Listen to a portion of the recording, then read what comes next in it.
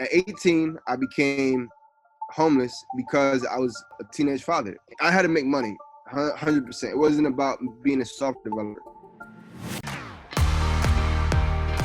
From Grindstone Media, this is Nebraska Made, a narrative journey through the lives of Nebraska's most inspiring business leaders.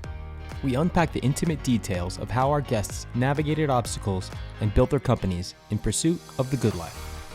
I'm JT Martin, and today we hear from Joshua Armah, serial entrepreneur, venture capitalist, and the catalyst for the Nebraska chapter of the Founder Institute, the world's largest pre-seed startup accelerator.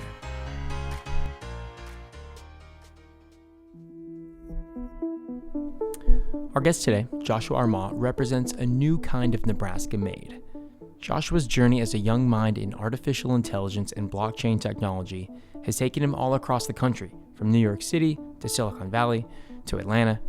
He was introduced to the startup ecosystem here in Nebraska and immediately recognized its potential and upside, and he's decided to make it his home.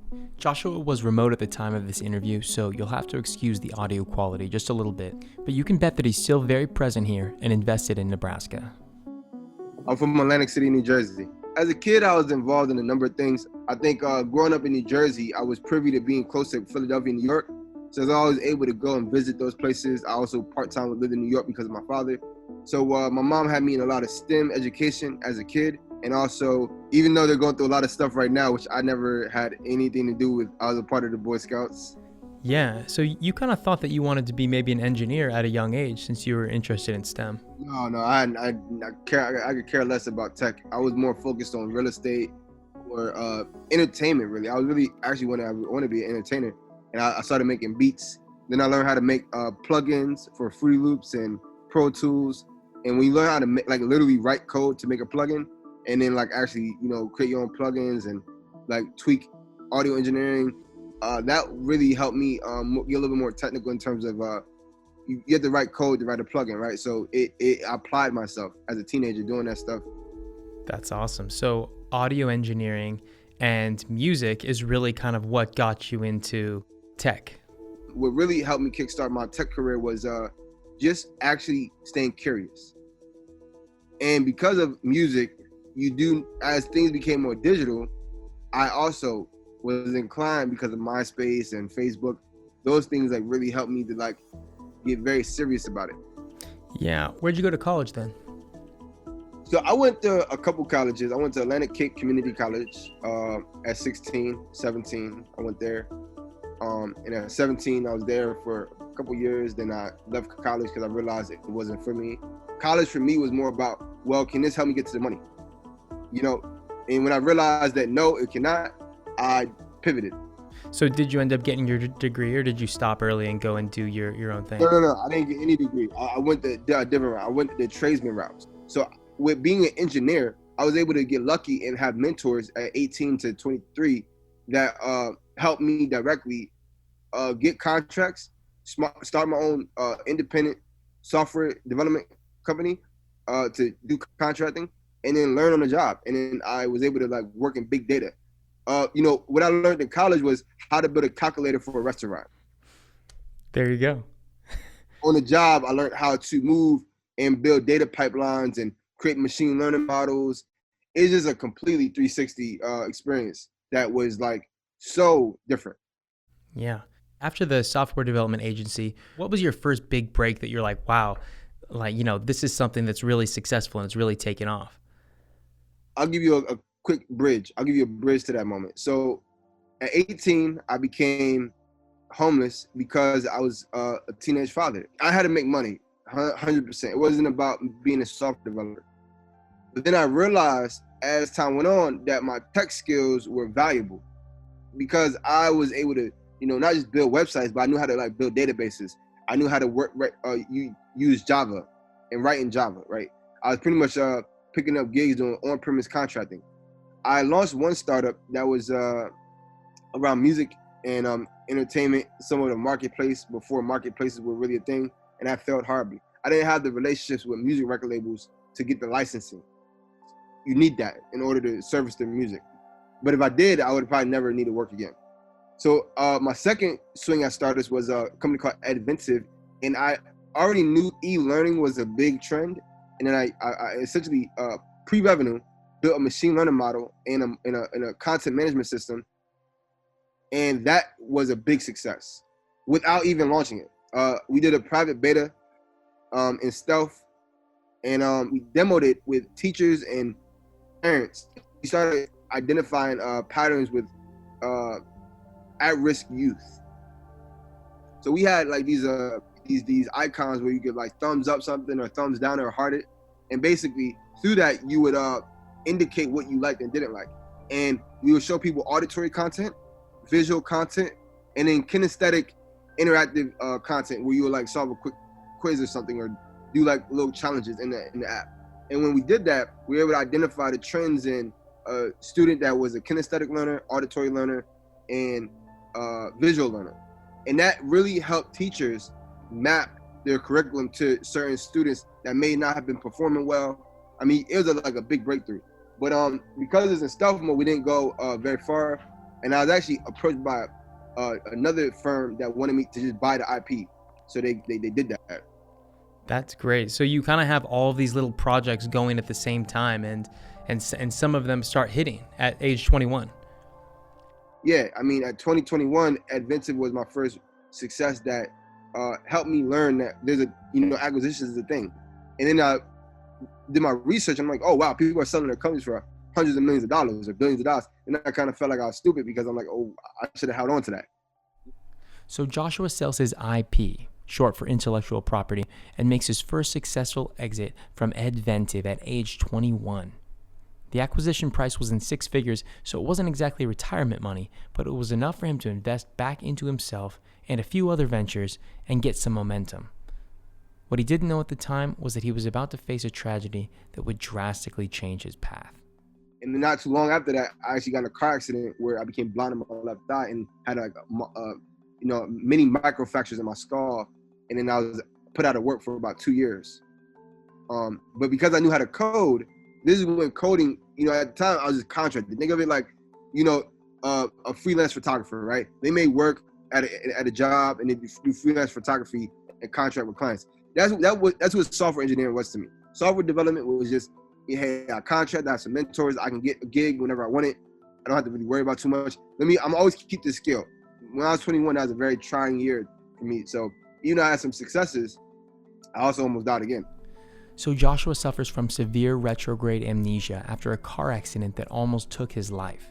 He spends the next 2 years traveling back to his hometown just to try to piece together memories of his childhood. In the meantime, he writes a book called Success Over Everything and goes on a book tour inspiring others who have faced similar adversity. He really finds his voice during those years and makes it his goal to make the world a better place. Wow. And so people are probably inspired by you at this point. You've been through really difficult things in your life. You've had success at a really early age, and you have all these engineering skills that are super marketable. You have a chance to really impact your community and the people around you. Yeah. Yes, pretty much. And that's what I started doing. So basically, to get to the point, there's a large part of my history I'm gonna skip, but basically, I was in Atlanta for some time, went to, some very interesting phases there, launched another startup that didn't work out. And through my time in Atlanta, I actually learned about venture capital. And that's when I was like really adamant about venture capital. So then I moved to Silicon Valley to pursue it. And I still had to, work and do other things. But through my time in Silicon Valley, I was able to launch my first impact investment firm, which is Wiase Capital. And through that, we identify startup opportunities that we can invest in or match make with our, partners. Okay, amazing. And where did you raise the fund for Wiase?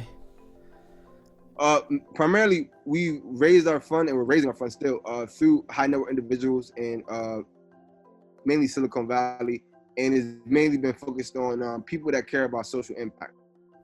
So Joshua navigates his way into Silicon Valley venture capital and is doing a great deal to try to help strengthen underprivileged communities.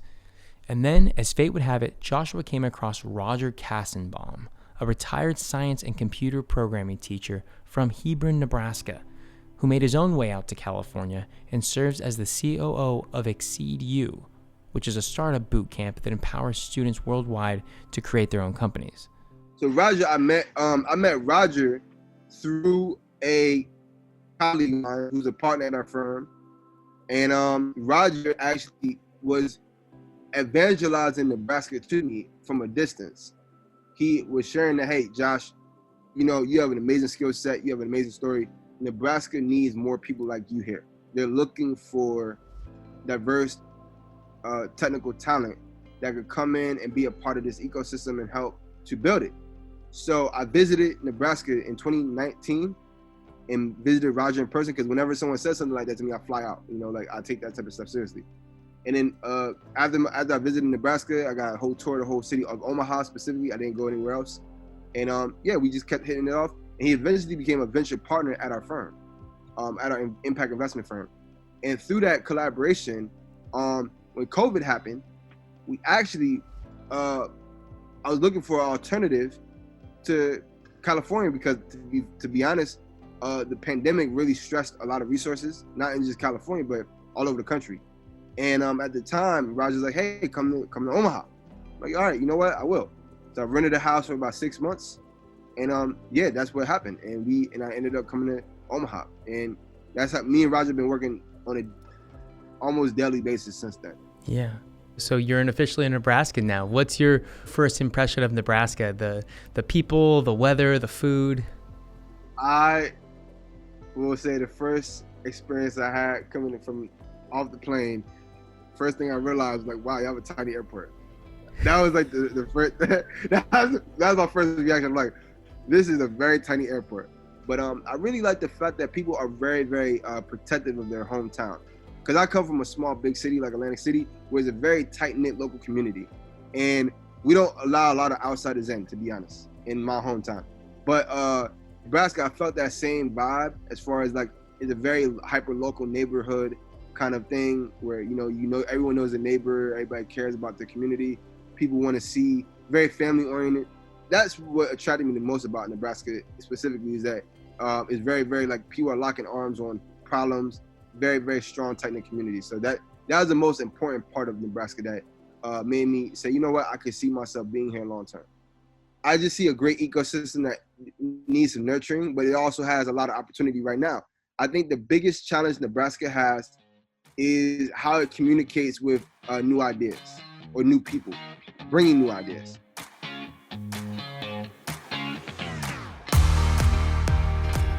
Today, Joshua is working with founders all across Nebraska and is helping to foster a landing pad for out-of-state talent like himself to bring new ideas and new skills.